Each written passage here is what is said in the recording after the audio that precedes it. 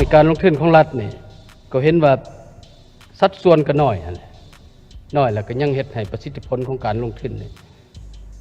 บ่ดีเท่าที่ควรบ่ดีเท่าที่ควรนอกจากนั้นก็ยังสังเกตเห็นว่าในปี 2022 นี้ยังเกิดมีภาคส่วนเอกชนไปวิ่งเต้นไปแล่น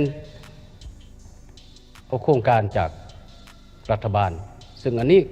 ก็จะกลับห้อยไปซ้ำขึ้นอีกคือดังที่เกิดขึ้นในอดีตผ่านมาเฮ็ดให้บรรดาโครงการเหล่านี้เป็นโครงการที่มีมูลค่าสูงเป็นโครงการที่บ่ทันจำเป็นอันนี้ขอให้รัฐบาลก็คือกระทรวงแผนการได้พิจารณา